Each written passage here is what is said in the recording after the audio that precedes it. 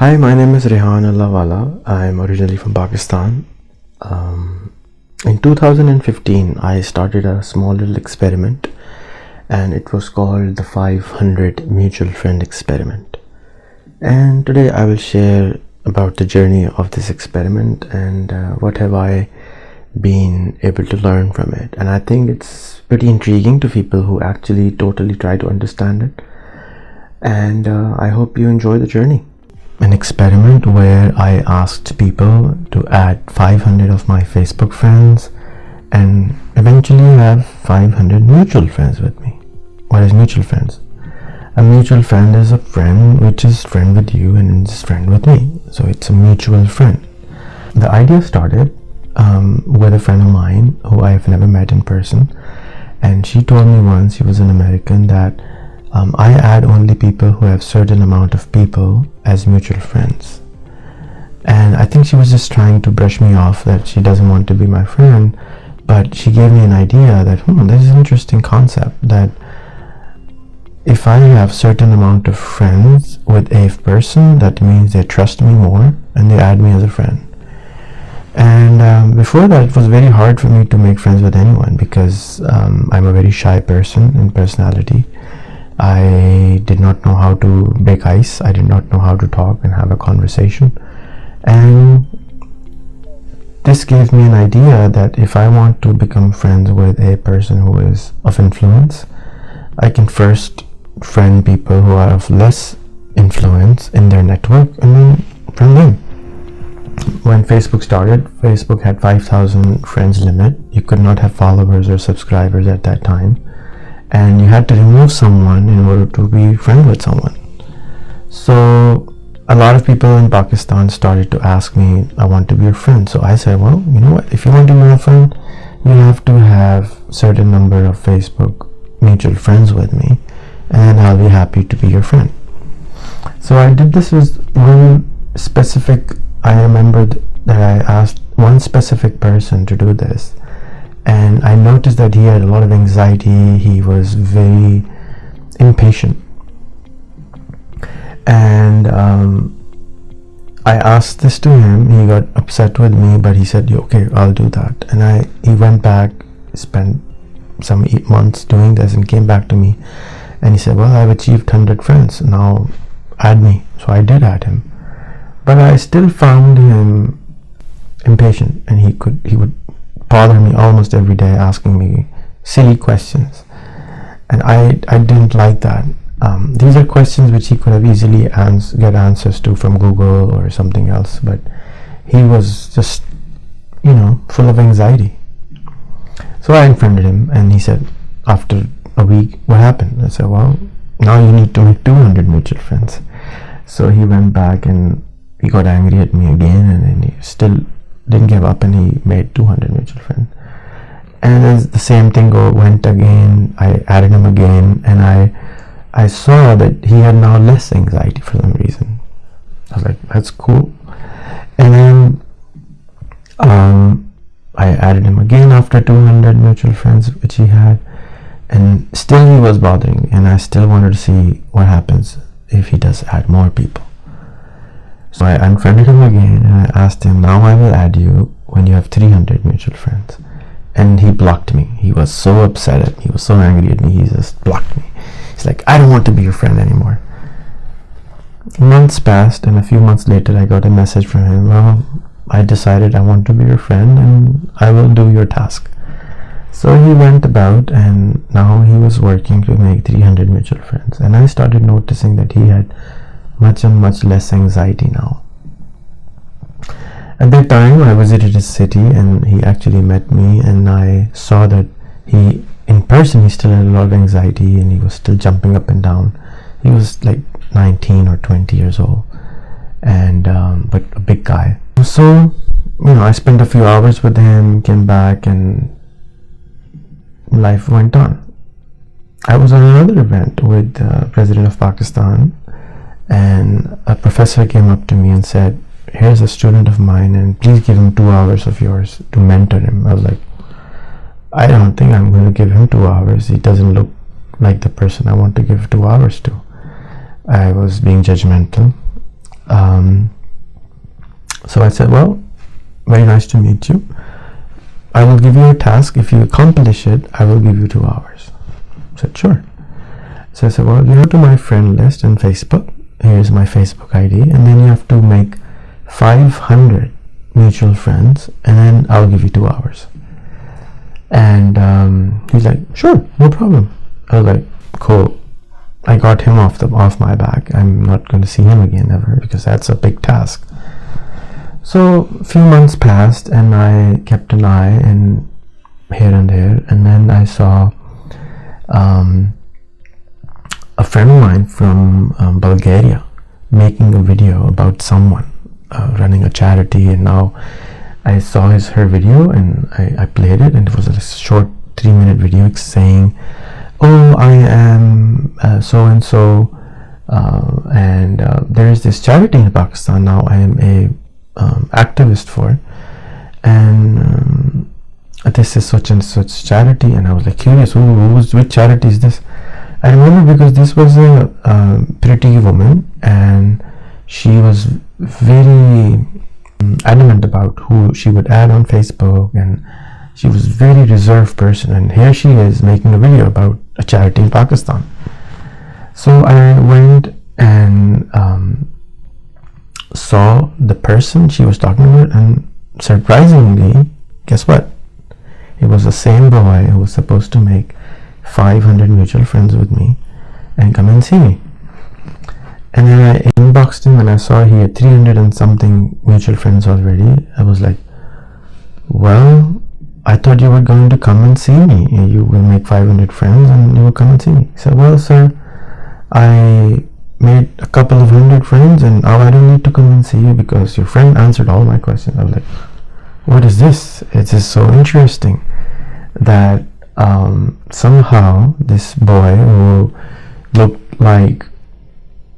look like somebody who would do something, and he made these friends, and these friends already solved this problem. So I was very, very surprised by this result, and I wanted to find a way to do more of this. I have already been asking people who worked with me in the office to do the same thing. I gave them smartphones, laptops to add common friends so they can practice their English.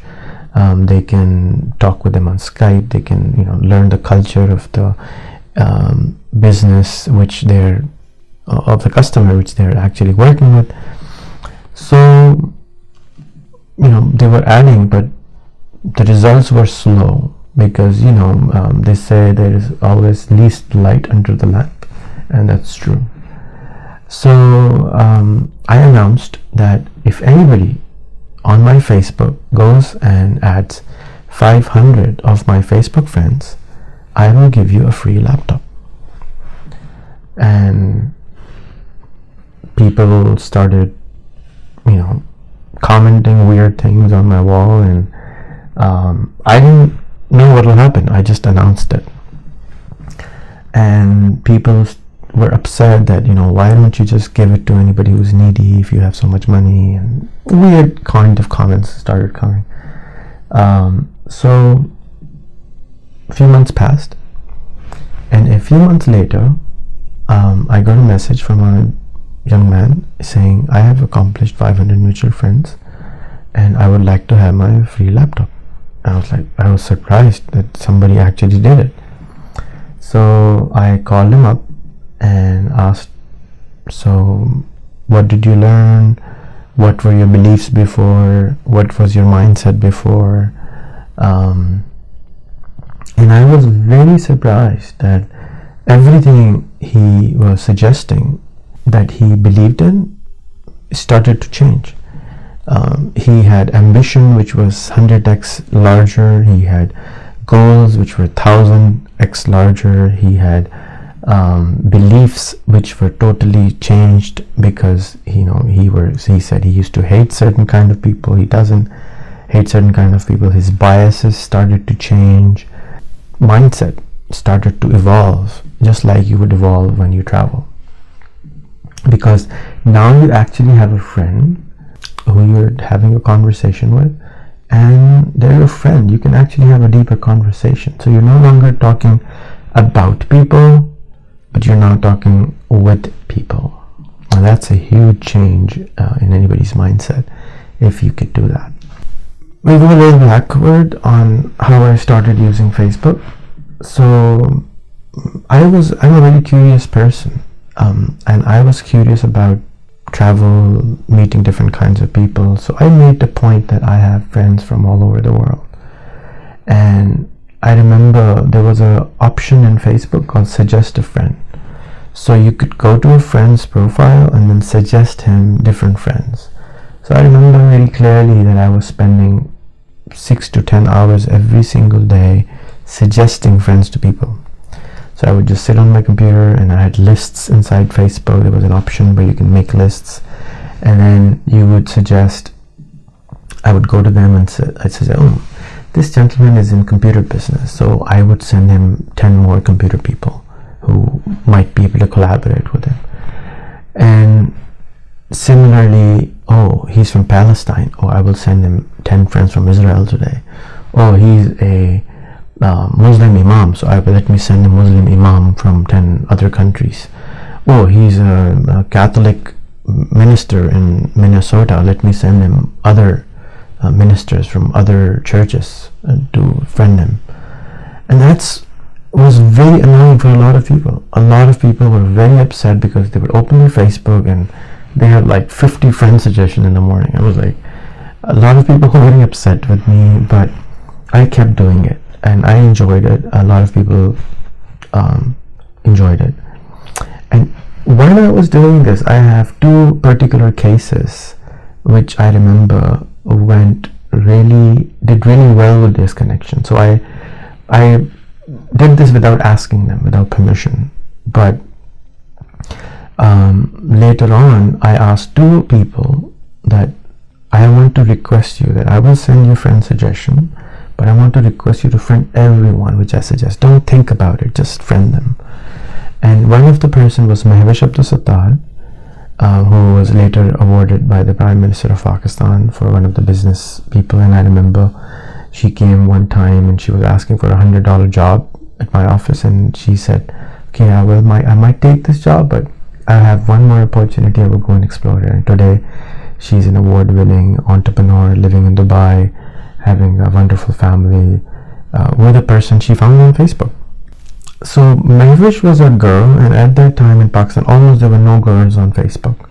So, but she was a girl, she was in a hijab or a niqab, and she said, okay, Rehan bhai, I will add everyone.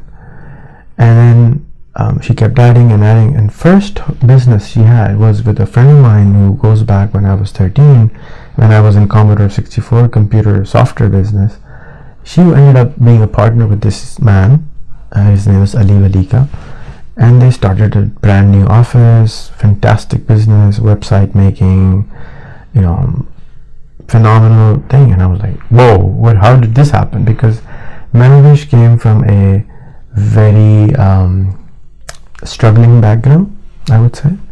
Not that there is not anything wrong with it. And Ali Walika came from the 10 richest families of Pakistan.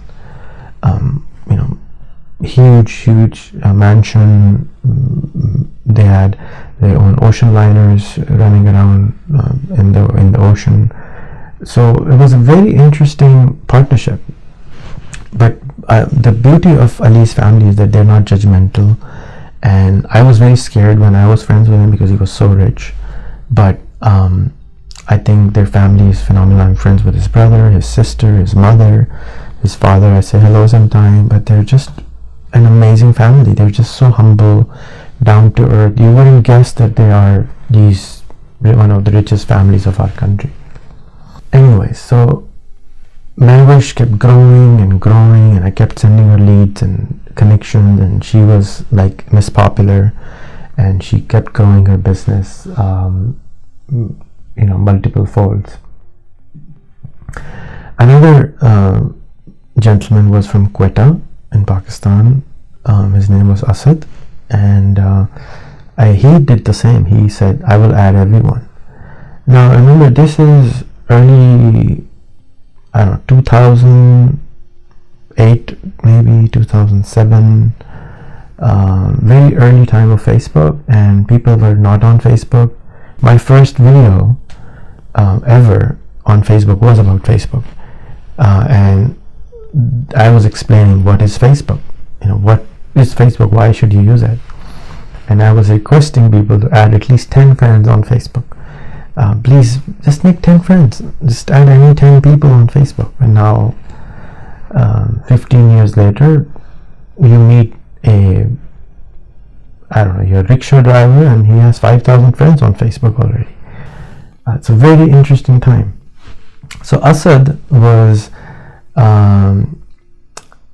adding friends, and then from those friends network, he found an opportunity to go to Qatar, and again he started meeting those people who he started networking with. He became very good at networking, and now he's a senior manager in Qatar Foundation. He organized a TEDx that sent him a projector and all kinds of mobile phone and everything back in the day, 2008 and 9, and almost nobody knew what TEDx was. And but he was adamant, and then we had a TEDx Global Congress, and he went there to Qatar, and then he ended up staying there and had found a job and still there, and he's doing very well for himself. But these two people were just listening to me and just added people like anything, and that and the results they started getting showed me that there is something there which I should explore more. So I kept doing what I was doing, and I kept doing what I was doing.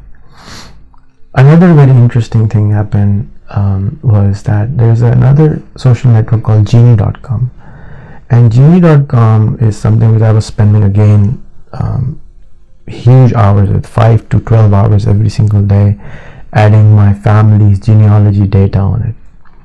And interestingly, I had a similar idea to create a social network, and we call it Khandan, which is family in Urdu, and it was called khandan.us. I think we still own the domain. And for a year and a half, we hired a guy who actually made the software to do something like Genie.com. And I remember clearly I was in China, and I received an email from this man saying, "Sir, have a look at this website, Genie.com, and this is doing exactly what we want to do." And then I spent a few hours on it, and then I said, well, I don't think we need to build it anymore, it's already done. So Genie.com I used a lot, and I added all my family. We have 3 thick books about our family. So I hired a data entry operator, and they entered everything about my family into Genie.com. And eventually I started connecting them together. Some family people were upset, why are you putting our data on the internet? But still I kept doing it, and I started to find other Allahwalas, which is my family name. When I was younger, always people were asking, are you related to this Allahwala? Are you related to this Allahwala? How are you related to this Allahwala? And this is what struck me, and that's why I was creating Khandan. And I really wanted to know how am I related to this person, because these persons were like big rock stars, and I didn't have the balls to go and talk to them. I didn't have the courage to go and talk to them.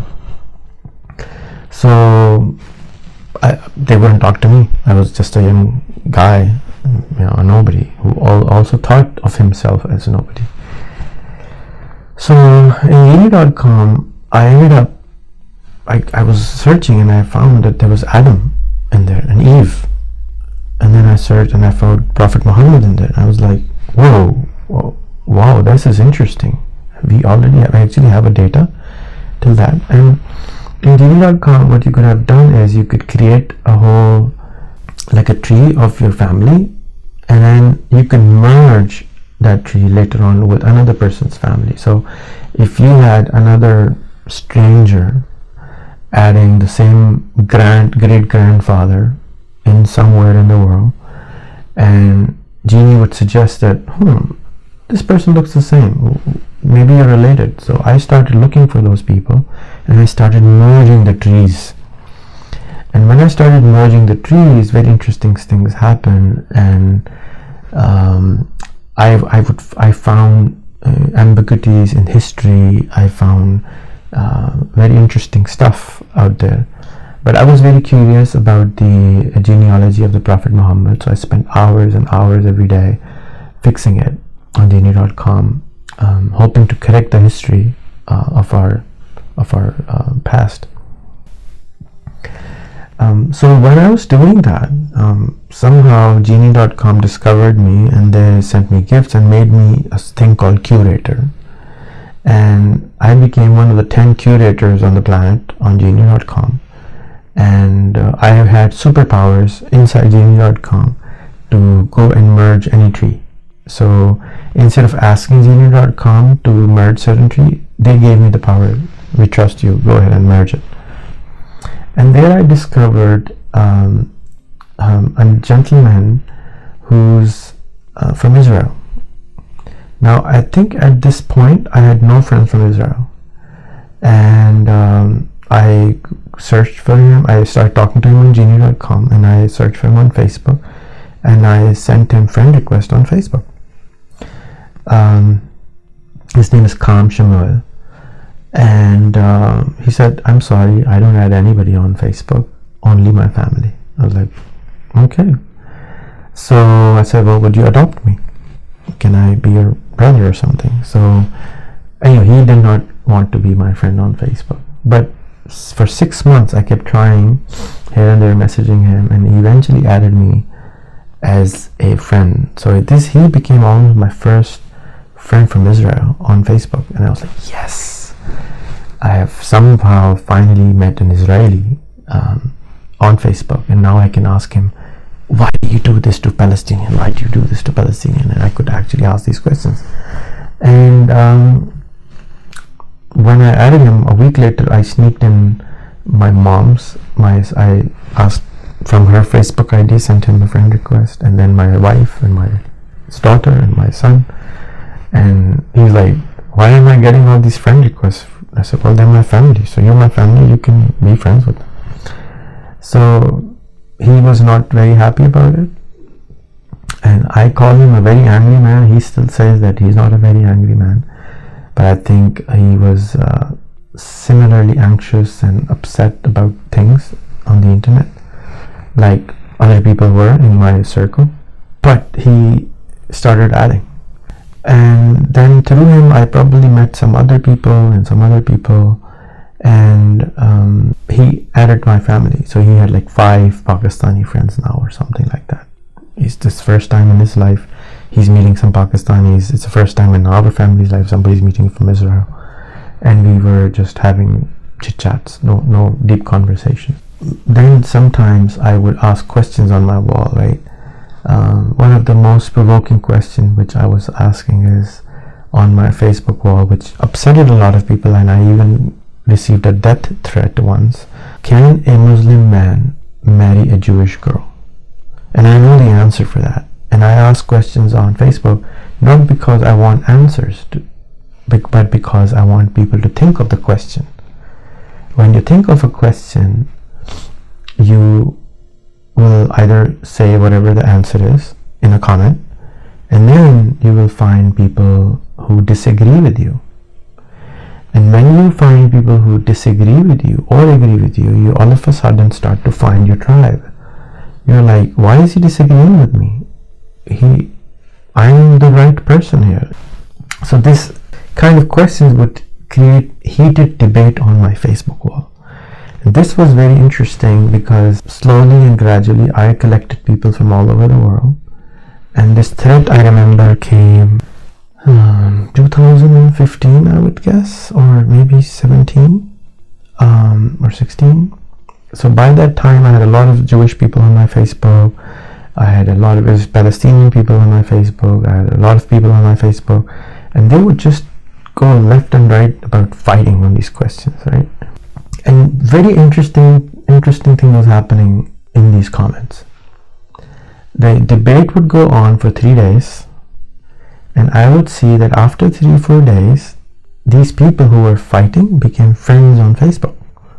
And that was again a shocking thing for me, that how can a person who is like literally ready to kill someone he can't because he's on Facebook. He doesn't have any way to do physical violence. But they're becoming Facebook friends. That was very intriguing.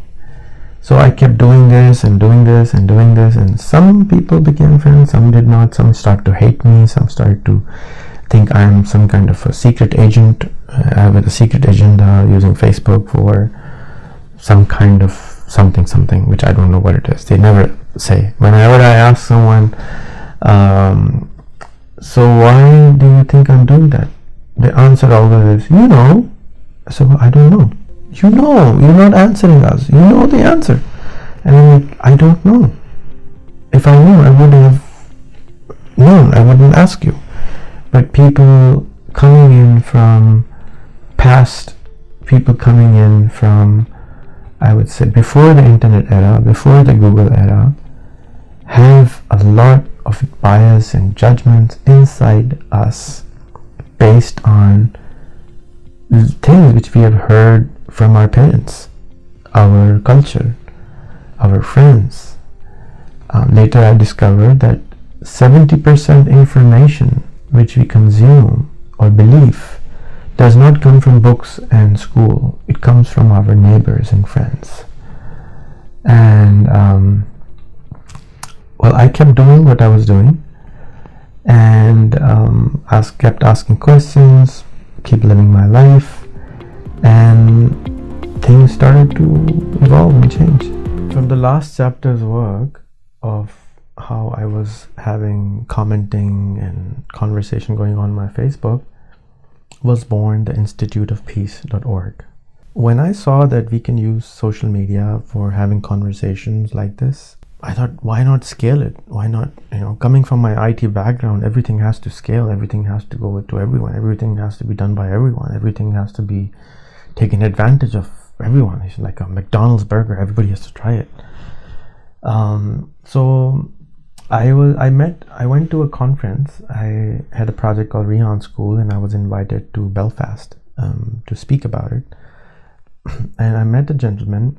His name was Lord Rana. He was a lordship in the House of Lords in the UK, and I ended up being friendish with him. And after the event was over, he said, why don't you come and stay with us for a few days?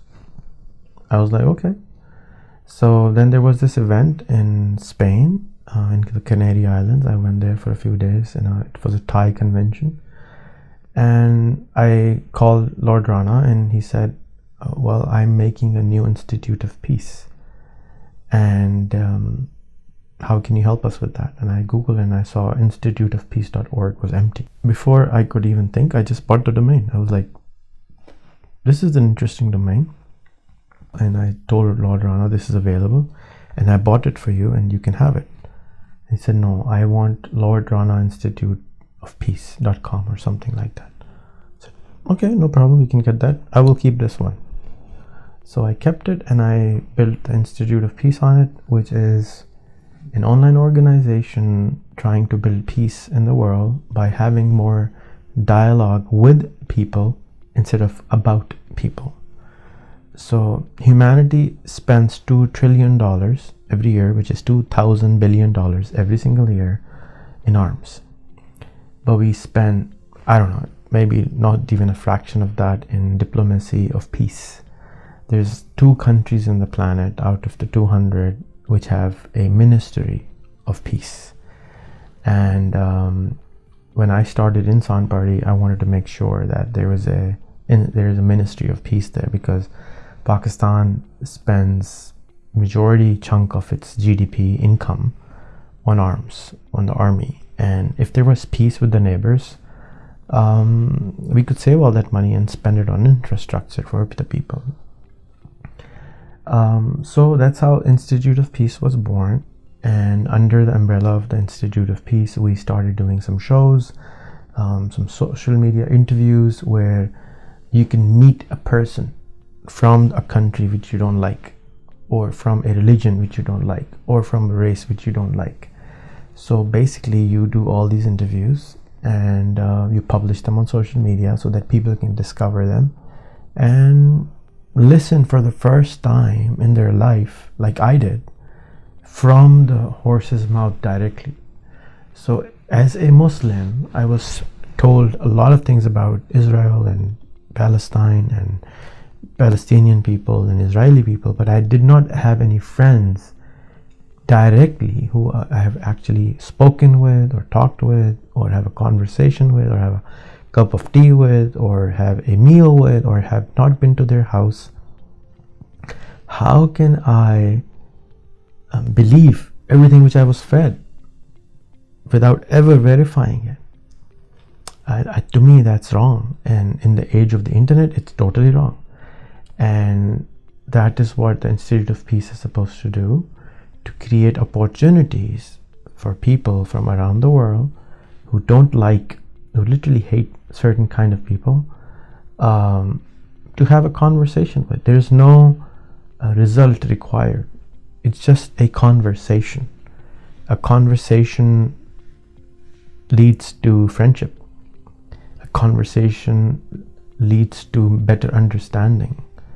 Then a better friendship leads to better business opportunities, turning down your guns towards each other, stop saying bad things to each other. So information upgrade can change a human being. It changed me. I was a very different person. And if it can change me, my theory is if all humans are created same, others should be able to do the same. If all humans were judged that nobody can read and write 120 years ago, only a certain kind of people can read and write, and that changed. Everybody now can read and write. It's a given. Why can't all people be less angry? Why can't all people be less judgmental? Why can all people live together happily? Have a conversation. Have a conversation. Have a conversation. That's it. That's all it takes. Have a conversation, and you will see all the biases which you have in your head start to slowly fade away. And that's what the Institute of Peace was supposed to do, and it keeps doing, slowly but surely. So I have traveled to over 80 countries, lived in 5+ countries, been a resident in 5+ countries, and I have seen a lot of biases in myself breaking, and I have seen myself evolve. I have seen myself change. I have seen myself letting go of a lot of things, and all that has led me into a mindset which I think is a very global mindset, a human mindset. And I have been looking for a way to transfer my mindset into other people.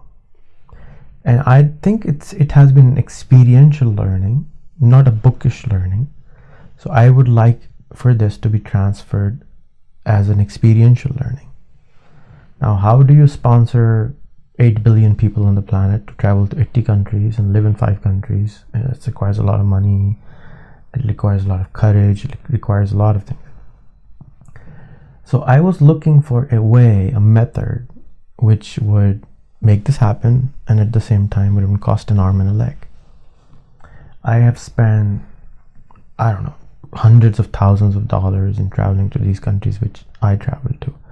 I saved nothing. I spent everything which I was earning on travel, and I loved it.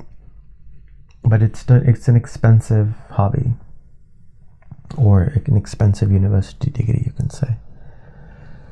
When we look at how education was invented in 1800s, late 1800s, they created the school system, right? And at that time, there are two theories: that they needed people to work in the industrial complexes, and the queen needed people to work under her. So to run the empire, there were people needed to run the empire. So the theory is that they created this kind of school which was needed to do a certain kind of job.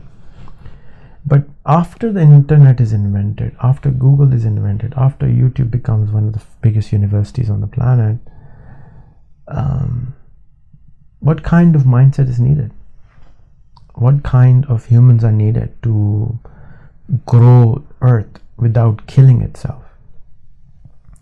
Today, humanity invests $2 trillion, which is $2,000 billion every single year, on trying to protect ourselves from ourselves. Let me say that one more time. Every single year, humanity spends $2,000 billion on trying to protect ourselves from ourselves. And $50 billion a year is required to have nobody on the planet Earth live hungry or sleep hungry. 5% of that amount, no, 2.5% of that amount, which we spend on arms, if we spend on peace building, nobody's hungry. If we spend $100 billion in having conversation, parties for the presidents, parties for people to meet each other, parties for people to meet the enemies, Burning Man. In Sweden, they have this festival called Almedalen, which started a few years ago, and where everybody comes and talks to each other. Presidents, prime ministers, parliamentarians, businessmen. Why don't we have this festival where all the world leaders come and have party? They don't have to talk about anything. I met this army general once from India, and he said, well, Rehan, bring 8 people from your Pakistan, 8 people from India I will bring, and we will just have a party for 4 days in the swimming pool and just talk and have no agenda. Make friends first. Everything starts from friendship. And before friendship, there is communication, there is interaction, there is communication, and that leads to friendship.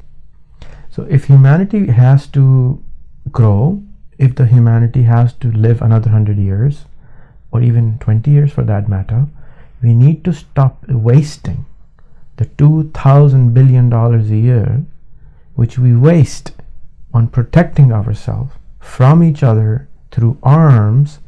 We need to invest that money in clean energy, in growing trees, in protecting this planet from finishing. Humanity is on the verge of collapse, as many people say. Yes, a few thousand or hundreds of thousands will not die, but the global warming, the AI threat, so many things we need to have fixed in order to live in the next century. As I said, 120 years ago, schooling system was created so that we can read and write. And at that time, nobody believed that everybody on earth can read and write. They thought only certain kinds of people can read and write. They believed that nobody can read. 500 years ago, nobody was allowed to touch the Bible. 500 years ago, you had to have a permission from the church to even see the Bible. You could only see it in certain days. 500 years ago, only certain people were allowed to write the Bible. Today, everybody has a Bible in their hotel room, in their phones, everywhere, right? So things have changed, but have our education system changed? Have we created systems which will allow us to have a global mindset? I don't see it happening. So my experiment has led me into creating a system which allows the mind to become a global citizen, which allows the mind to believe in himself or herself better. I come from a background where I did not believe, thought of myself as a third grade citizen just because I have a brown color, I speak with this accent, and I was born in Pakistan. I believed that. And there were facts, so-called facts, to support it. And to unlearn this belief that I am as good of a human being as the next person on any country in the world took me ages, and I'm very sure that I'm not 100% there, and I might never ever be, because there will always be someone who would be judging me in their own way, because they have never met anybody like me in their life. I was on a flight to Vienna, sitting next to a person from Slovakia who was in foreign ministry of some kind, and her partner was a police officer. And he said that he has never met a person from Pakistan in his life. And the other Pakistanis which they met were maybe taxi drivers, were, they never met anybody like me. I'm the only one. I'm the only one of my kind.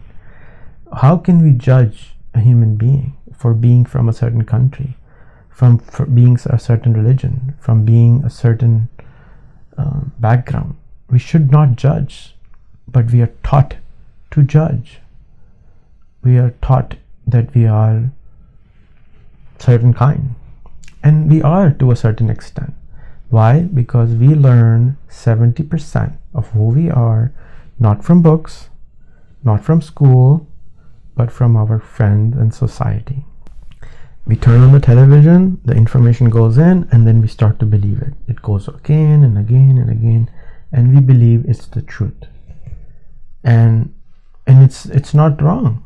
We were not able to Google anything. We were not able to Wikipedia anything. We were not able to search for facts. Today, now, we are able to search for more data, which allows us to make better judgment. Now, which schooling system is teaching this to be a global citizen? Who is teaching this a human being to think for 8 billion human beings instead of his own tribe, instead of his own city, instead of his own country? We live on planet Earth, and in order to protect planet Earth, we need to become Earthlings. We need to change from an American, from a Pakistani, from an Indian, from an Israeli, from a Palestinian to a human being. And this journey is very tough because it's asking you to change your fundamental beliefs which you grow up with. It's very, very hard. Religion, nationalism, two of the hardest thing you could ever change. Try to think, would you like to change your name? You didn't have anything to do with your name. Your parents named you, or your grandparents named you, or somebody else named you, but you're not willing to let go of your name. It has become your identity. Similarly, our personalities have become our identity, and it's just very hard to change our identity. It's very, very, very difficult to change our identity into somebody else, or let go of our beliefs, right?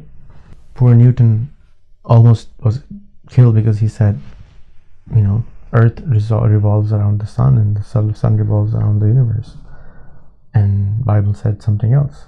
Growing up in Pakistan, I wanted to find a way where people would become curious again. And I found that this is a global problem. We are all like a mummified in our beliefs. As we grow, as we are young, there's only 3 jobs, right? To eat, to poop, and to learn. We're not judgmental about anything. We don't know what is right and wrong. But this hard disk is filled with information, which then becomes our personality. And how to let go of that without leaving your desktop, without leaving your home, without leaving your city, your country. Coming from a country like Pakistan, where I was rejected for visas for 26 times, US visa 16 times, how could I engage with people of my country and help them evolve to a better person?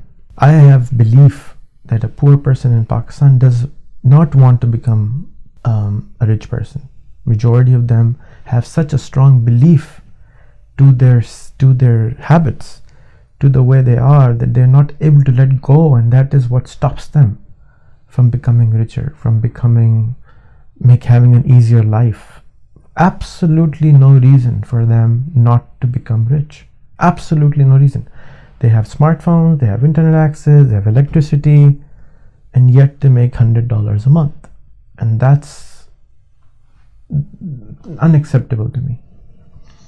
That I have a fellow human being who can easily earn 10x that amount of money, but just because of his belief system, he or she is unable to earn more, to get better health for their children, to get better education for their children, to get better house for their children, to get better toilets for their children, family, they have to go to the forest still only once a day, eat in 2022.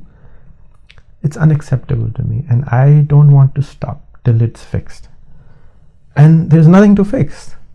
Literally, there's nothing to fix except the mindset. Let go of the past and learn the new. And to my surprise, I went to a 5,000-year-old space in Pakistan from the time of Ashoka, and the inscriptions on the wall was, let go of your biases, let go of your culture, learn new things, and stop wasting your time in weddings and stuff like that.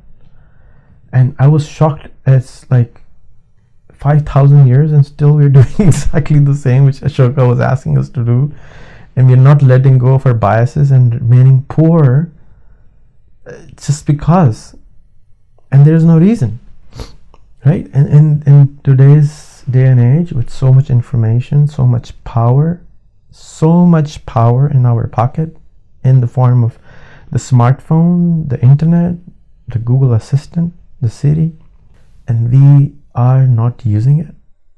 Why are you not using it? And the answer which I found is that we learn 70% from our culture and our friends. So my 500 mutual friend experiment is a challenge to all those, a practical challenge. It's not a book. It's not a movie. It's an experiential learning.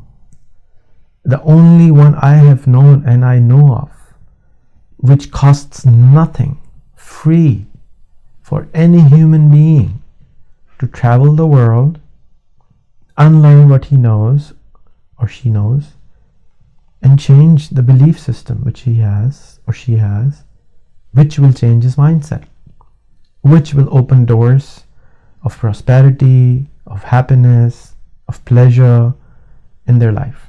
It's the first step to me, like when you want to prepare the bread. You take the wheat, you put the water, and we call it, atta gundna. You make the dough. You have to prepare the dough. It's like going to school for a child. For me, anybody who goes out and adds friends from different parts of the world, it shows me that yes, I am ready. I am ready. I am going to change myself. And the first step is I will actually try to change myself. Most people think of Facebook as, what do you think as Facebook? Put it in the comment. What do you think? It's a tool which we use for, meeting our friends and families from school, from college, from university. Same bubble. The same exact bubble which taught us who we are. We're not willing to leave that bubble. So we're constantly getting the same feedback loop. And then we remain the same. We remain in the bubble of our country, of our religion, of our belief, of our work. Maybe we are a doctor. Oh, we are doctors. Oh, maybe we're engineer. We're engineers. Whatever you are, you think you're the best.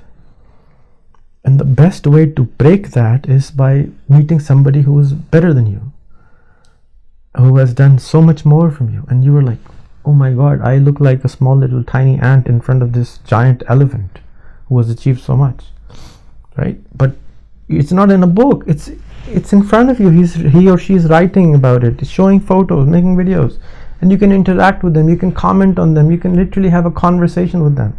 Was this all possible 15 years ago? No.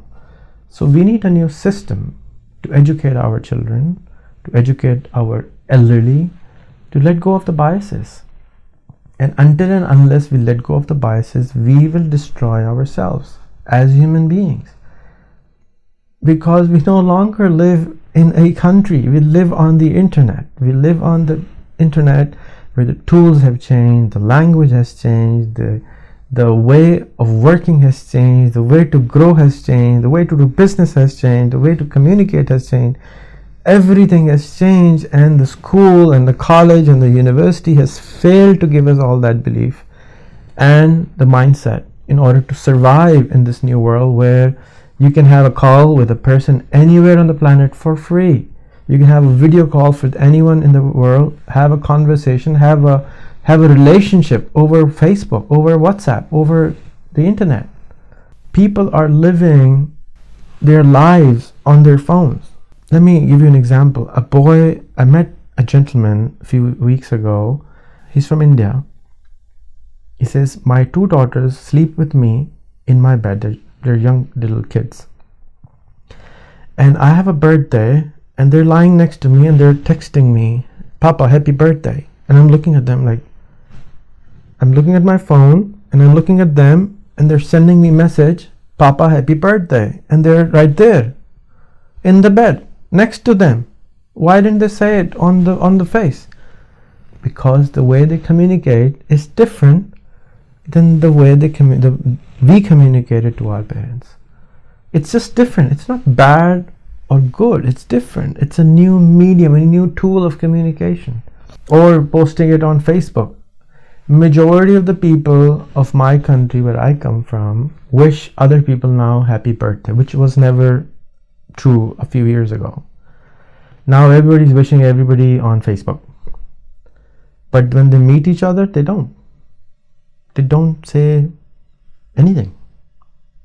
The communication system is broken. They're unable to communicate to each other. They're like scared of the other person for some reason. Because the reason is nobody does it. And we, as a human, as a sheep mind, we follow the tribe. We follow the majority. We don't follow the minority. And in order for my work to actually be usable, it has to become scalable. And I don't want it to be a book which is sitting in a library of Congress somewhere where some guy is doing a research on it, but nobody really knows about it. What has been achieved? This project, this experiment, has been a phenomenal tool in my opinion, for breaking through a mindset of a human being. We can prepare global mindsets using this process which I have created. I wouldn't say created, which I have bumped into it accidentally and found it to be a phenomenal tool for creating a new kind of mindset.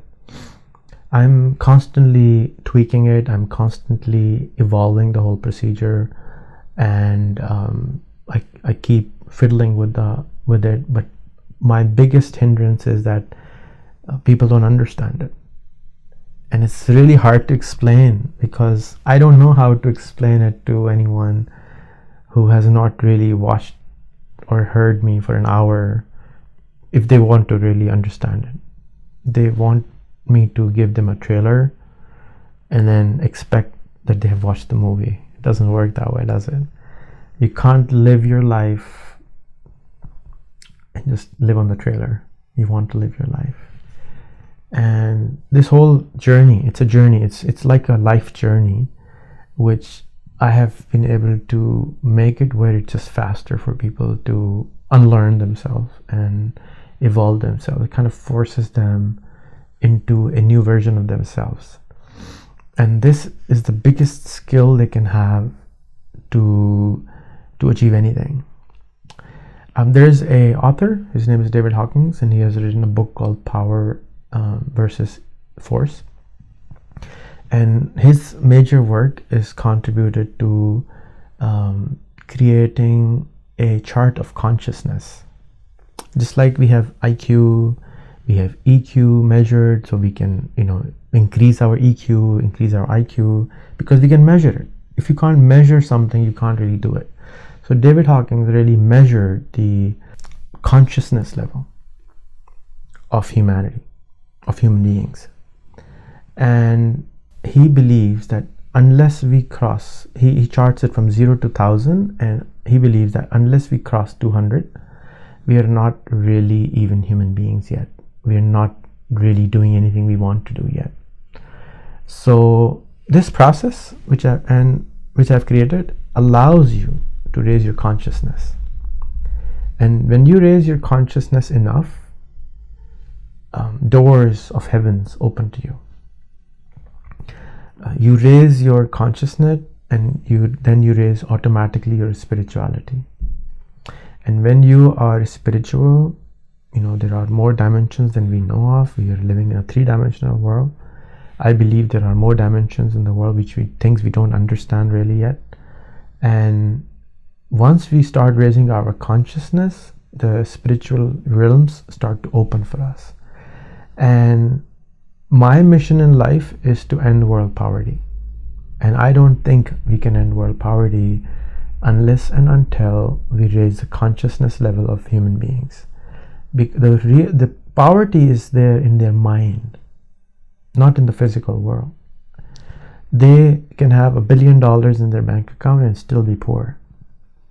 And they can have $1 in their pocket and then they can still be rich. You know this. We all know this. But how do we achieve that mindset? How do we really measure that mindset? So I was looking for this method for the last 3 years, and I finally found David Hawkins' work. And it's really hard to understand initially, but I think I understand a little bit of it. And the worst kind of human being is one in shame, which is the score at 20. The second worst is the person who is angry, and then so on and so forth. So all the big teachers of the world, Jesus, Moses, Muhammad, Prophet, peace be upon him, Buddha, all of them were asking us to let go of certain things within us. Don't speak the lie, speak the truth, be honest, don't do wrong things. When you do those things which were taught to us by all the big teachers, your spirituality, your consciousness score starts to become higher. And by starting to communicate, why do we have shame? We have shame because we were taught to be shameful about ourselves. I was taught to be ashamed of being a third world country citizen. Not on purpose. My parents did not teach me this. My school did not teach me this. No school or parents go and teach, go and start smoking, start lying. No, there's no school in the world who teaches that. There's no parent in the world who teaches that. But we still learn to lie. We still learn to, do interesting, weird things, including smoking. Where do we learn this? We learn it from our peers, by watching, by seeing. And if you're doing all this, we become a certain way. So I was ashamed of being a person of brown color. I was ashamed of being a Pakistani. I was ashamed of being Rehan. And I had to unlearn all that. How did I unlearn all this? I unlearned it by having conversations. One of my best helper for doing this was my friend Suzanne Bowen. And by having a conversation with her, she raised my consciousness because she asked me questions. Why are you doing this? Why are you doing this? Why aren't you doing this? Why aren't you doing this? She was always asking me questions, And as a teacher, and what she was an English teacher, but for me, she was a life teacher, a coach, and she helped me start feeling better about myself, started to believe in myself. And I found this is common in strangers. Our own don't do this for us. Our own, unfortunately, are unable to do this for us. There is a quotation in an African quote called, "It takes a village to raise a child." Unfortunately, parents cannot do certain things. Certain things need to be done for a child by an uncle, an auntie, a grandfather, grandmother, a stranger. And that is what travel does to us. We meet strangers who we meet for a day or 2 days. We're not judgmental about them. They're not judgmental about us. We have to rewrite our story. We tell them our story, and they judge us or give us, actually it's called feedback loop. They give us a feedback loop, and we meet another stranger, and then we meet another stranger, and we purify our story every time we meet someone new. We repeat, and suddenly we are rewriting our own story. We are re-authoring our own story. We are refining our own self. Because our own family never asks us anything which is about us. Majority of them are not concerned. They're talking about the news, the politics, the sports. Majority of them don't say, well, who are you? So we don't ever discover ourselves. The best way I have found to discover yourself is to meet strangers, because you have to go and introduce yourself to them. Hi, my name is Rehan, and this is what I do. What do you do? And I found interesting that 99% of the planet does not know how to introduce themselves. They either go so big of an introduction, or they say, hi, my name is Rehan. Hello, that doesn't tell me anything. My name is John. Hello, John, nice to meet you. What do you do, John? John should say, hi, my name is John. I run a sports business in a sports shop. Or I run an online sports website. My name is John. Very nice to meet you. That gives you some reference, some follow-up question with more information, because we live in an age where nobody has time anymore, where we don't have enough time to do all this. But we still want to do this. We want to make strangers. We want to meet new people. Some of them don't, but most of people do, and that's how you learn. And this is the best way to discover yourself. This is the best way to become yourself. Because my experiment said, go out there, introduce yourself to 500 human beings who are totally different than you are. They should not be from your own country. They should not be anybody you know. Don't plan and make them your friend. Just go up to the street and say, hello, how are you? If you have the courage to do that, do it. Try it at home. Go to the bus station, go to the mall, coffee shop, meet a stranger, hello. No reference whatsoever. You will be surprised how pleasant it is to have a new friend or have a conversation with a person who is totally random in your life. He or she will change the way you think about yourself. And that is the journey. It's not the external journey, it's the internal journey, but this person is helping you on the way to become yourself. Eventually you will stick to the story which you found about yourself to be most sticky. Most people will like that story. It will be of value to other people. You will be able to make money from that story, and it'll be good for the universe. And that's what the Japanese call the ikigai. But they don't show you how to find your ikigai. But this is what your ikigai is, and this method shows you how to find your ikigai, how to find yourself. I don't know of any other method to find yourself better than this one. If there is one, I would love to, be the best marketing person for that. But I don't know any other way to discover yourself by having these random communication, conversations. And that will eventually create you. It's a phenomenal way. It brings you joy. It brings you the skill of communication. It brings you the balance of communication. It brings you opens doors in terms of new friendships. You can be the best person in the world. Go to 10 people. 2 will hate you. 4 will not dislike you. 4 will be like pleased to meet you but never get in touch with you. But one person will love you for who you are. I mean, you can change that from 5% to 1% to 10%, whatever you think. But that's how the world works. It depends on which random people you end up meeting. I think what the life we live is kind of pre-written, and we're just playing our play, but we don't even know what we're supposed to do. But we do meet the right people, no matter how bad we think we are for them or they are for us. They're there to teach us something interesting. But if you don't go out and explore these magic cookies, like when you go to a Chinese restaurant, they give you these cookies, and inside there's a small little random paper, and it's supposed to tell you your fortune. To me, all these new friends are like a fortune cookie. They will give you one liner, one small little tip to become a better person.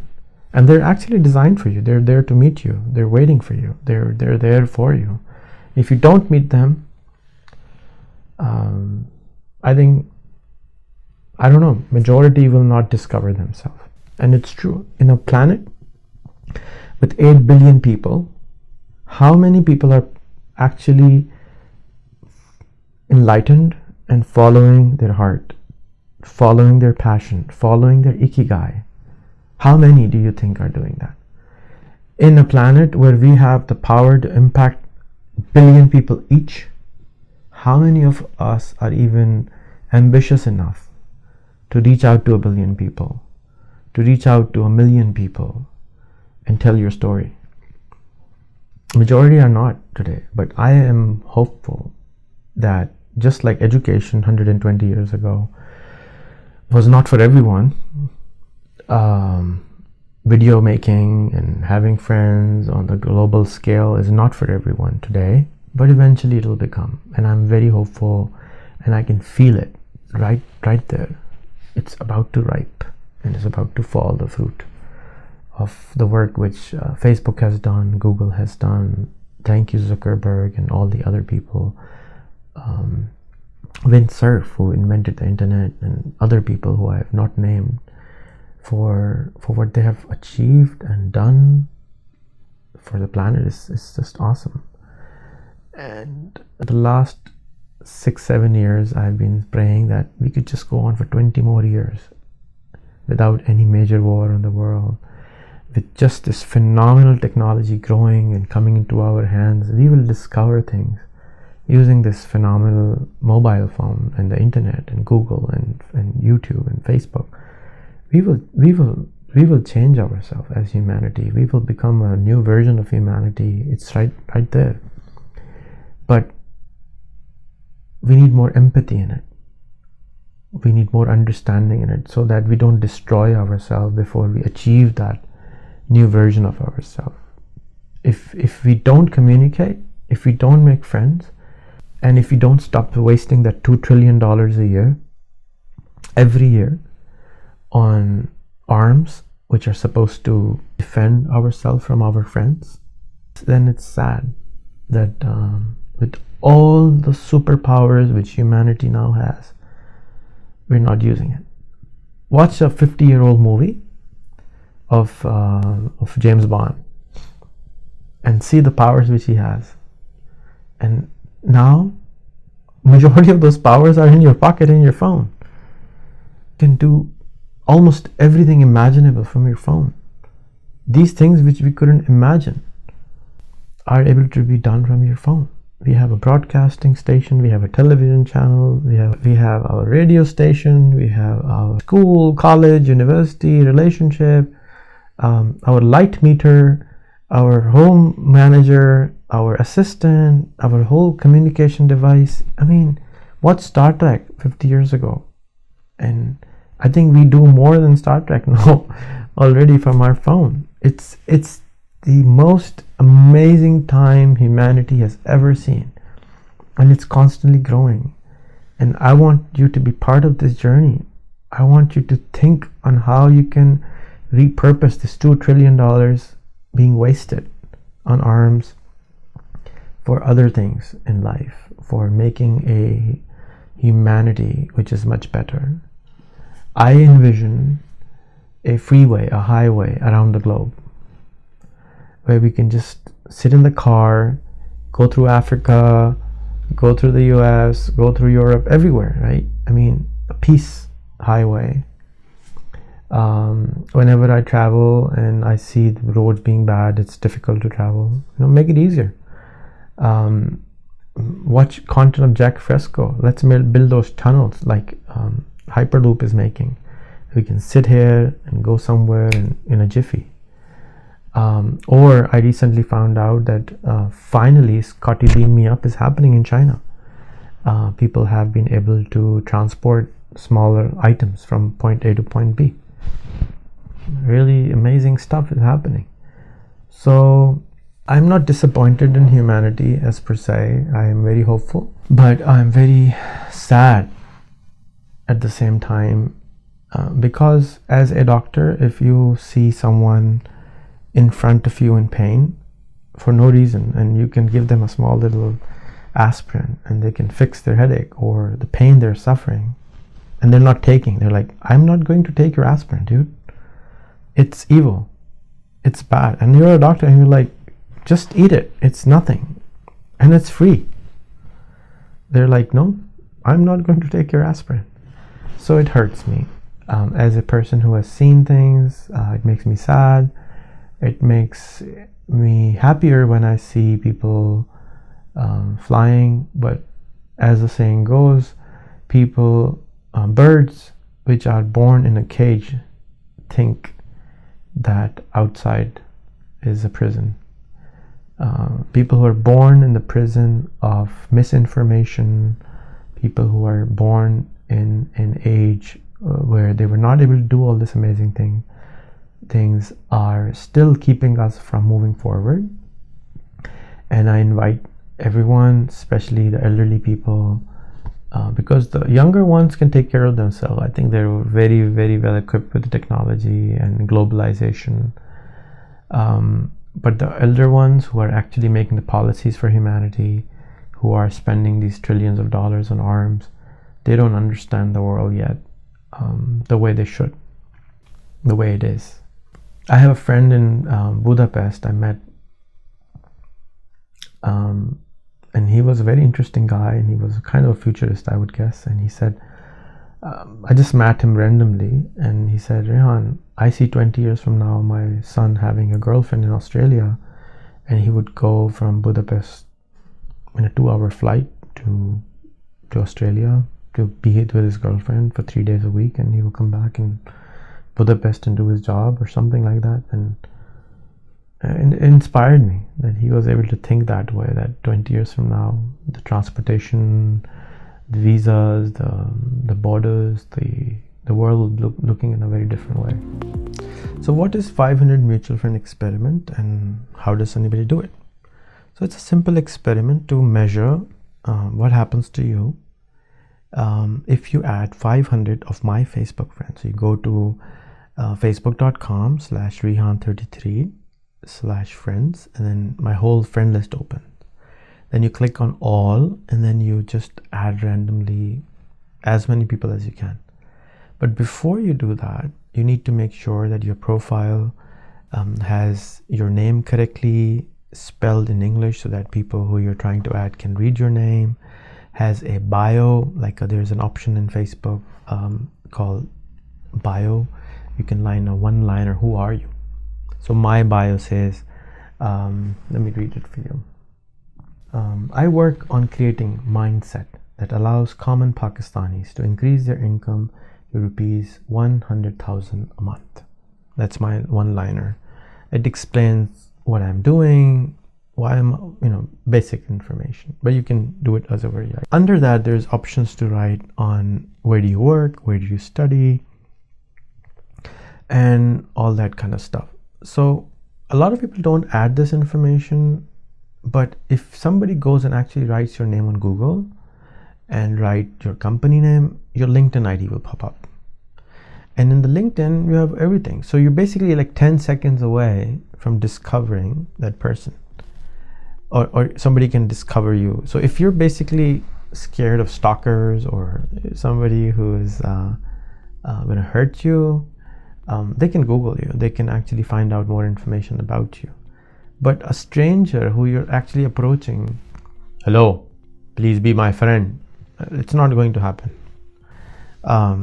If you're wearing an underwear or not really showing enough information and approach a stranger and he's not in a swimming pool or she's not in a swimming pool, it's not going to turn out really well.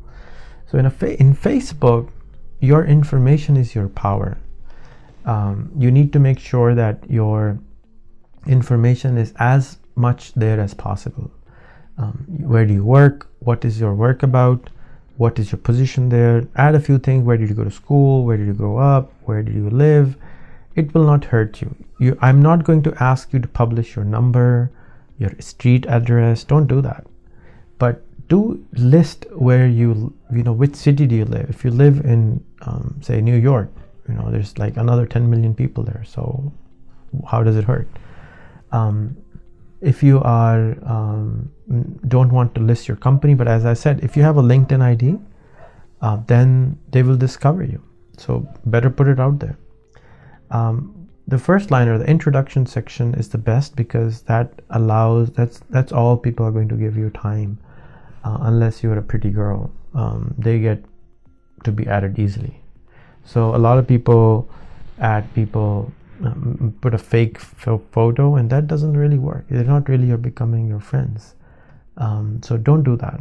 Put your clear face photo where people, and there's a smile. I mean, beside eating apple, there's other work for your teeth. You can show them. They're pretty. Even if you don't have them, it's even more pretty. Put it there because that's who you are. You're trying to become a friend with someone, with the person who you are, not it doesn't matter if you have teeth or no teeth or look good or not. Yes, we think about ourselves like that, but that's how it happens.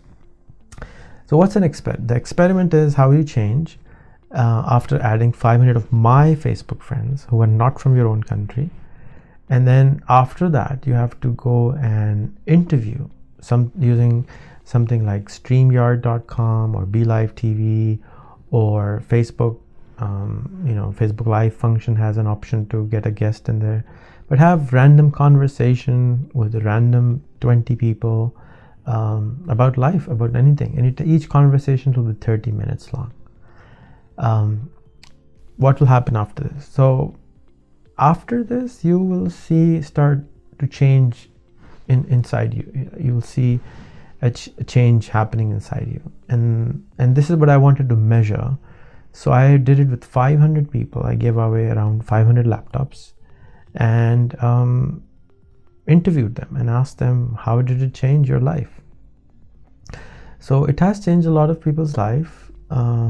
It's still changing a lot of people's life. Now it has become a methodology for me to have even a conversation with someone. So as they do this, if somebody wants to do business with me or want to have a meeting with me, I ask them to go and add 50 of my friends as a step one to show that they're really serious about meeting me. And majority of the people who ask to meet me on Facebook are not somebody who are CEOs of large companies or something which I can learn something from. They approach me because they want to learn something from me. And similarly to you also, majority of the world users of social media is younger generation. And if they're approaching you, that's great. I'm very happy that these people approach me, but they take a lot of my time and they're not ready to listen. They're not ready to adapt. They're not ready to unlearn and learn. They think they are, but they're like small little children. They don't know what they don't know. So as a teacher, I kind of force them or bend their hand to, if they are serious about meeting me and if they think I have value, follow my method. And the method is go add 50 of my Facebook friends. And that becomes like the doughing process. So it's like taking the wheat and adding water and adding salt and then preparing the dough. So once they have 500 friends and they have done 20 interviews, I request them to change their name. What is that supposed to mean? So I asked them if they have discovered themselves, because as I explained in the book and the video, that the whole process will allow you to discover yourself. And as you discover yourself, you will find what are you most passionate about. And if you are most passionate about virus and you want to get rid of a future pandemic, why don't you associate yourself to it? When you go to a college or university, you have to make a decision. What do you want to study? What is your bachelor going to be in? What is your master's going to be in? What is your PhD going to be in? And it sticks with you for the rest of the life. But my suggestion in the world of attention, where the attention is the real currency, and what gets talked about gets done, what gets talked about has a higher value, is to change your name and become a goldsmith or a silversmith or a virus smith or a tomato smith or a mango smith or a computer smith. In our language, we call it a wala, like a smith, like somebody who is doing something for that. So you can become a mango wala or a tomato wala or a agriculture wala, something which distinguishes you from everyone else. How is you, Rehan, any different than any other Rehan? How are you, John Smith, different than any other John Smith? So I have this wonderful friend. His name is Paul Jones, which is a very common name, and he changed his name to Paul Jones Entrepreneur. And on his passport, he has now officially the name Paul Jones Entrepreneur. So he changed his name. And that shows me that he is serious about who he is. And if you are not serious about who you are, why should anybody else in the world be serious about who you are? If you're serious about yourself, people will take you seriously. If you're not serious about yourself, nobody's going to take you seriously. And if you take yourself seriously and you're willing to walk the path for a few years, people will take you seriously, because eventually you will get the attention which you seek. I have a friend of mine, her name is Ziani, and she found me because she wrote Allah on Facebook. And she was probably looking for Allah on Facebook. She didn't find him, but she found me. And we became very good friends. She started to work with me. One of the best friends I've ever had. Just because my name happened to be Allah. So similarly, if somebody's looking for fruits, if somebody's looking for mango, if somebody's looking for agriculture information, virus information, and if they type virus and you are working to eradicate the viruses from the world or do something about it, why is your name not Virus Smith? It should be, because then you will be very easily found on LinkedIn, Facebook, YouTube, and Google, and Twitter, and etc. It becomes your identity, and it becomes something to talk about. And as I said, attention is the new currency, nothing else. Eventually, we will be able to measure. Even today, we get measured by the amount of followers and likes we get on the stuff, because it's the currency. You're able to get attention span, like Coca-Cola, right? Coca-Cola gets our attention, McDonald's get our attention because it's everywhere, so it has more value. And then similarly, you can have more value just by changing your name. So that's the 500 mutual friend experiment. So a lot of people ask me, what is the result of all this laptop giving? It's stupidity, it's totally wrong. I had a coach, actually a youth trainer, got really upset with me the other day. He was saying that this is total bullshit and wasting people's time. To many it is. As I said, it's I'm discovering a new methodology of teaching, using Facebook as a metaverse, using Facebook as a small little world of mine to evolve. It is my school, it is my college, it is my university, it's my metaverse. And within that metaverse, people are evolving and growing. Now, I have some stories which I know happened because of this. For example, I know a gentleman who was married to some lady because of this, within a rival kind of tribe in Pakistan. I know that I have made phenomenal friends in the world because of this. Let's talk about PJ Entrepreneur. I met through Facebook, and he met many people from Facebook through me.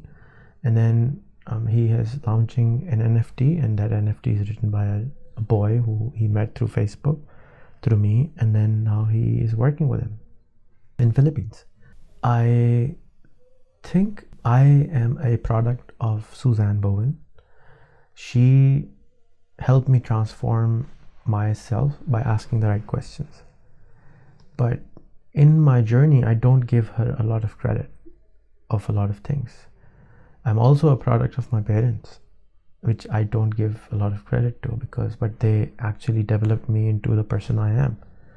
They themselves don't give themselves, my mother doesn't give herself enough credit to make me into the person I am. But they actually did something in my life which made me into the person I am. Similarly, all the people who went through this journey don't give me credit of a lot of things, but I don't really seek the credit. But it's really hard to document this because there's so much randomness in the whole process. I can take the credit for many things, right?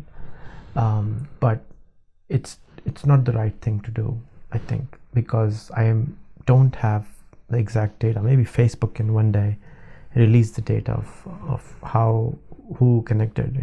I wish it was an MLM program where we could note, who recommended who and who recommended who. But we don't have that methodology available. So I would say a lot of people got joy. One of them is Carla Richmond, and she has now thousands and thousands of followers.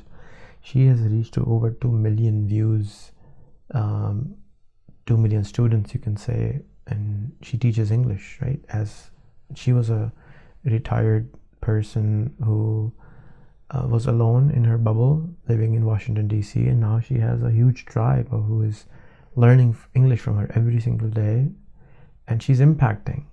I remember I was at a place in Karachi where I'm normally not, and a boy came running to me and said, "Oh, you're Carla Richmond's friend. I'm her student."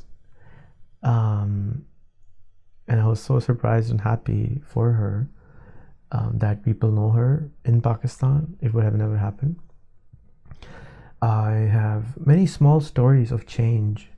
I have the story of Pamela Hills, who is initial part of this experiment, and she had 50 friends maybe on Facebook when I met her, and now she has like maybe 15,000 followers and 5,000 friends. And she received a message from Afghanistan or Pakistan tribal area many years ago, saying that I want to come to the US and I want to kill everyone in the US. And she was scared. A couple of hours later, she had the courage to talk to him again. And it turned out that he was a 16-year-old boy whose family was killed by the United States Army drones. And they were innocent. They were just children and parents and all. And he was very upset. But after having an 2-hour conversation with Pamela, he said that if everyone in the United States is as good as you are, I am sorry, I will never hurt any American in my life again, or ever again, ever. And I think that's one of the things she still does it. She still conversates with people. She's also a retired homemaker, but she has traveled the world and seen a lot of things.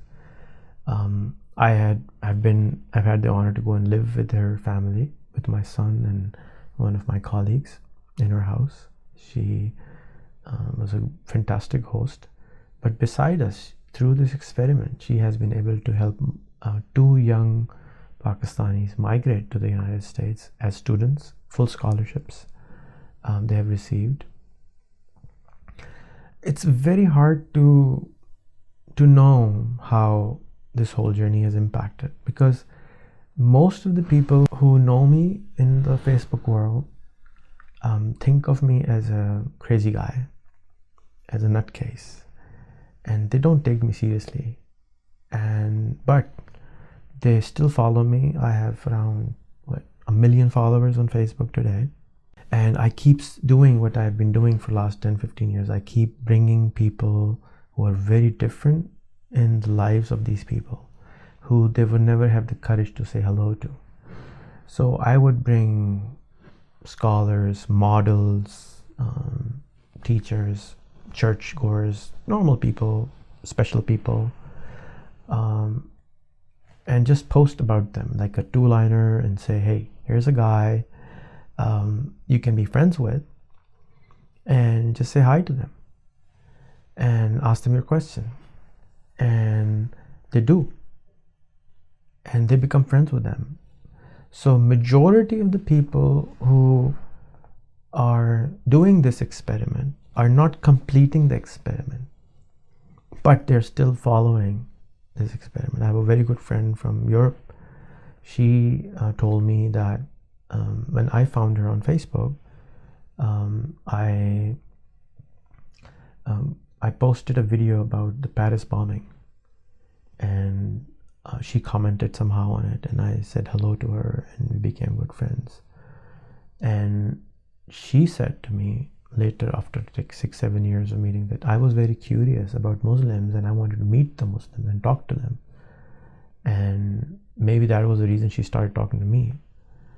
But it's very, very, the whole thing is, it's just too small to measure. But I know for a fact that it has brought a lot of impact. And because I built a large following at an early age of Facebook by advertising, I even had a billboard in Karachi city saying, hi, my name is Rehan. I would like to be your Facebook friend. Would you add me? How many crazy people do that? So people added me on Facebook. I had a large following, and probably they were just doing it out of fun, but I started sending content towards them, which was more to help them become a different person. There's this guy, his name is Sunny Ali. He sometimes calls me his teacher. I know him for 14 years, but he was on my Facebook for almost 14 years. So anybody who is on my Facebook for 14 years, who's been through this experiment, I am very sure that their life have been impacted through this journey, because these youth, these youngsters are coming and bombarding friend requests and inboxing them about things which are totally random and different, and they ask questions. So Sunny must have received many questions. I know one of our ex-employee who worked with him, he met him through Facebook. I know that he watches me, what I'm doing on Facebook, so he's influenced. When he was starting up to teach what he teaches today in Amazon, he's teaching Amazon how to do business on Amazon. Now he is doing multi-million-dollar business. His goal is to bring a billion-dollar economy to Pakistan through Amazon. At least it was, and now he's already impacted more than that. I had the influence on him to force him to do videos. So I did like 2 or 3 time videos with him and brought him in front of my audience. And by bringing him in front of my audience and his own audience, who I've been preparing, all these people who follow me, I've been preparing them by questioning, by curiosity. I have this following. And they're hungry. Not everybody in the world is hungry to grow, but I have this following who is hungry to grow. So when I put in a fish in front of these hungry wolves, you can say hungry wolves for knowledge, growth, they just grab them, and hundreds of followers just come to them, and that changes them without them knowing that they're changed because of what I did. It's a small thing, but it's a big thing at the same time. I don't know what the impact has been, So Sunny now has 1.2 million people on his Facebook group. Who's there using Facebook to teach, and he's bringing impact that is measurable, because he's saying, do this course, pay me this much money or not, or apply for a scholarship. So he's measuring everything, and he's delivering phenomenal content to people who is making them phenomenal. There's another guy, his name is Usman Chokhtai, and he and I go back maybe like, I don't know, 14, 15 years. And I forced him into the similar thing. I kept forcing him to add friends, make videos. Today he's a rock star. He has 500,000 followers. He's teaching e-commerce. He changed his name to eCommerceWala.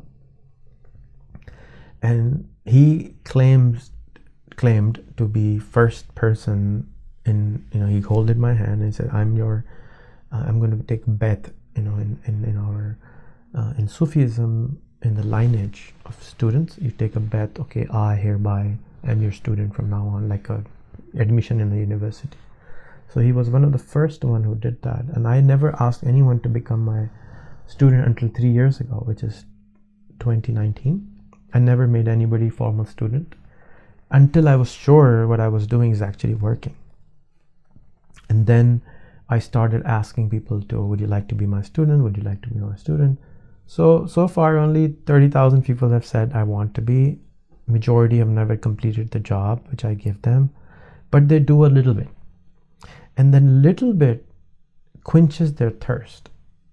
And my wish is that they wouldn't just quench their thirst. They would actually be more thirsty. They would be more hungry for more, and take out my brain and just eat it, and take everything I have and just become whatever they can become. Phenomenal, like a father wants their children to become, right?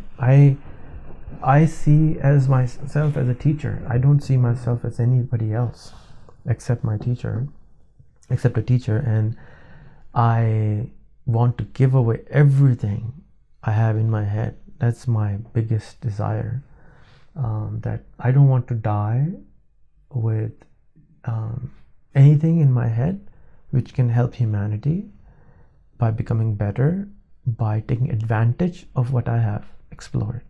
Because it's like a deposit by universe, by all the people I met in my life. They gave it to me. It's a gift. And I don't want to keep it with myself only. I want to take advantage of it by learning it, implementing it, and give it to somebody else, like a library of information, right? The book is not yours.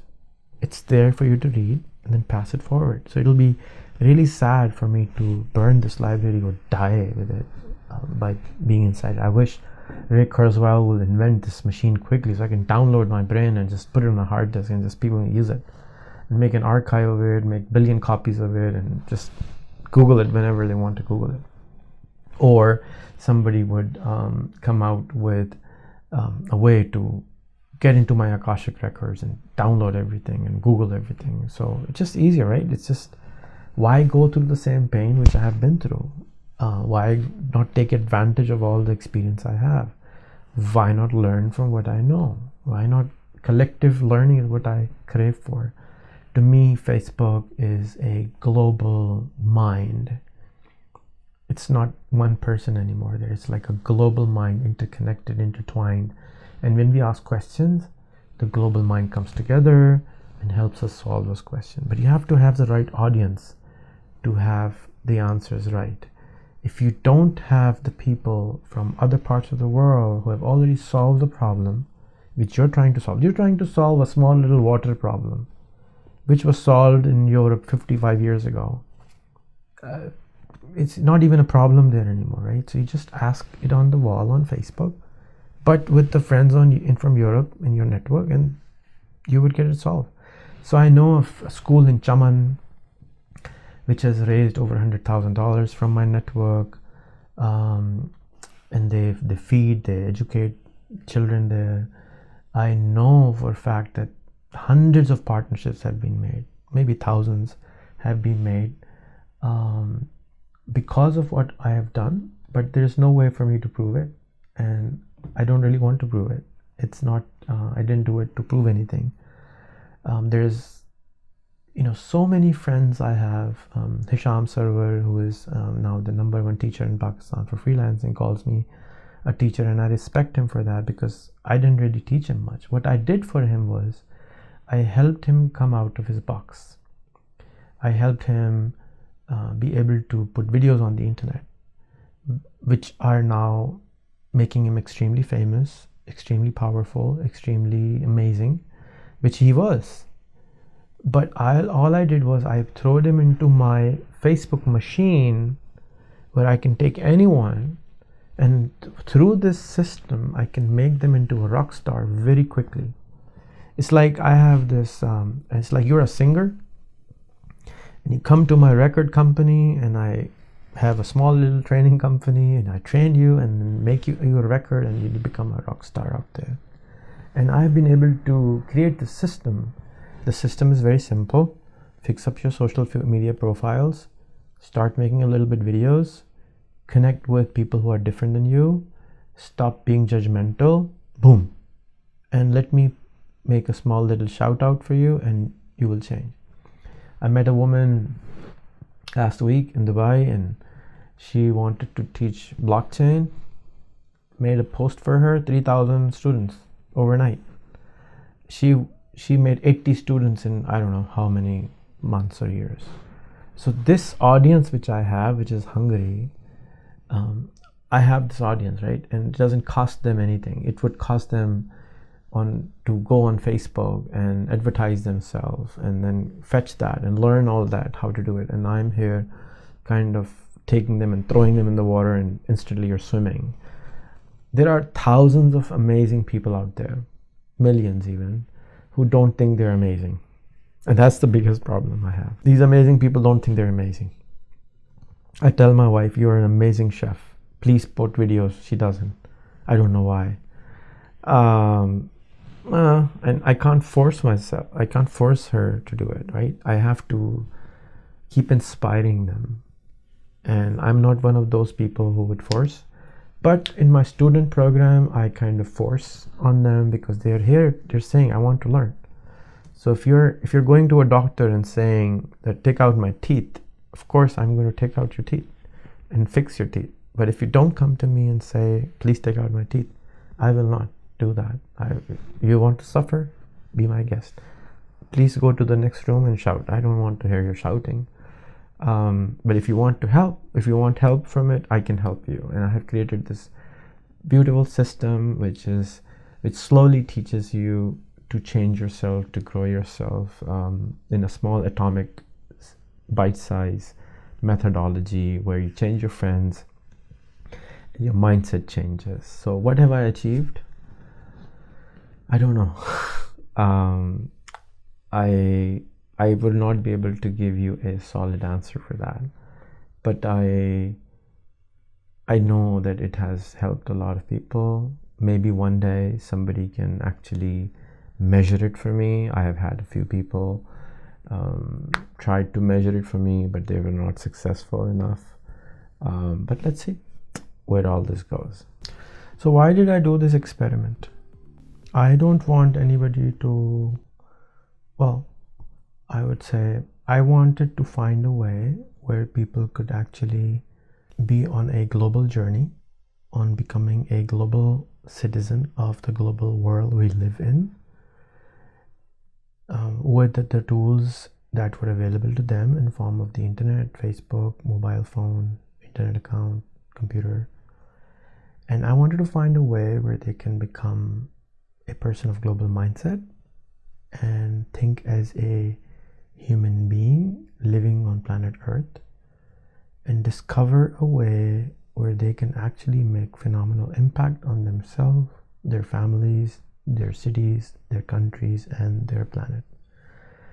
So I was just looking for a way for a faster growth, just like a school was invented to create a system where the best learning was given to a child to make them into a fantastic human being. And it was a miracle of its time. If you look around us, it has, look at the last 150 years. It's phenomenal, right? So now, with the availability and advantage of the internet, how do we disrupt this phenomenal growth in education, which has become so strong that it's not ready to change and it's not fast enough to evolve as fast as the technology itself is evolving? So I wanted to create a platform like Facebook. I attempted to make something like Facebook in 1999. I attempted again in 2003. I attempted again in 2005. I attempted again in 2010. I failed many times. Many reasons for it. Along with me, there are thousands of other people who attempted to make something like Facebook. There is a whole software library available on the internet to make your own Facebook. You can make it in $50 or free today. There's a free theme, free everything called PHP Fox. You can just download it, install it on a server, and you have Facebook. But it's not just the software which needs to change. I was listening to a review of a book about by the chairman of Tata today, and he was explaining that India, before that he was CEO of TCF, which is Tata Consulting, which is one of the largest technological consulting group on the planet, with over 45,000 employees, if I'm not wrong. And he said it's not just the technological problem. It's a much more different problem than just technology. It's a methodology of change. I go a lot to Europe now, and I see these small countries with 6 million, 5 million, 10 million, 2 million people fighting over language. In Latvia, I found that if a colleague speaks to you in another language except Latvian, it's punishable by law. And it's 2 million people's language. And if you don't go global, if you don't have a global understanding, you will have big problems in the world. And it's not just a problem in Pakistan, right? It's a global problem that we don't want to let go of who we are, of who we have become. And we didn't choose to become. I did not choose to be born in this body. I didn't choose to have no hair. I didn't choose to be a boy. I didn't choose to be called Rehan. It just happened, right? And then in this happening, I want to use this life for the best possible way I can, and I don't know any other way to do it. I don't enjoy fast cars or first class travel. It doesn't do it for me. What does it for me is to see a person change his life and right in front of my eyes, and evolve and grow very quickly and impact other people's life, and changing and growing in a way where it's just phenomenal. And there are better ways or different ways to do it. Like when I see Y Combinator, I am thinking, maybe I'm wasting my time in doing all this. Then Y Combinator is making phenomenal company. But what I am doing is, I think I'm creating democratic methodology of creating the next generation of leaders of the planet. I don't know anybody else who's doing that. Maybe some college professor is doing it. Maybe some university is doing it. Maybe some companies doing it. Maybe Facebook is doing it. Maybe TikTok is doing it. But I have really looked, and not just because it's me who's doing it, I have not found a way, anything like this so far. And maybe it's not popular enough yet for people to adopt it, or maybe it will never be.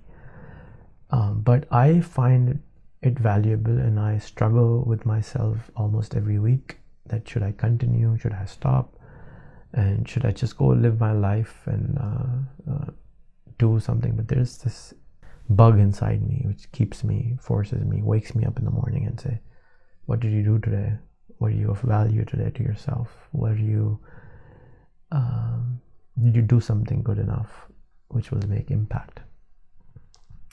Maybe not today, maybe in some years. And one of the things which I heard the other day from Sadhguru, who is a fantastic teacher from India, is that the life's journey doesn't have to end with you. The big ambition you will probably not even see in your lifetime. So maybe I will not see results of my work in my lifetime. Maybe it will be irrelevant. Maybe somebody will make an app like Tinder, which will allow everybody to be on a social network with 5 friends from every country in the world. Like a new country, Facebook. Maybe somebody, a new vice president in Facebook, will come in and say, which I kind of dream of, is that they will come and say, suggest a friend option. Oh, you're from India. Let's make you 5 new friends from Pakistan. Why not? Why does it hurt? Oh, you're from Israel. Let's make 5 new friends who are Muslim, or 5 new friends who are from Palestine. Say hi. So it won't take much for these larger platforms to do phenomenal stuff. But I'm a small little honeybee, which is going from flower to flower, and sucking out the juices from it, and then just putting it back in the system of my tribe, of my hive, and making the honey out of it. And I hope one day I will grow up and own or do something bigger to create a hive. But so far I don't know what I'm supposed to do, and I'm on the journey of discovering myself. And I do this because this is what I know, and when I know something better, I will start doing that. And till that time, I give you my friend list. Go and add them. And if you don't know how, there's another book of mine called Add Me. Download it, use it, and there's a methodology on how to be friends and why do it, and lots of other things, and some stories of success in it also. And I wish you find yourself, and I wish you peace, and I wish you harmony, and I wish humanity a long journey so we can actually explore other worlds out there and spend the trillions of dollars we spend in protecting ourselves and each other to grow ourselves as humanity.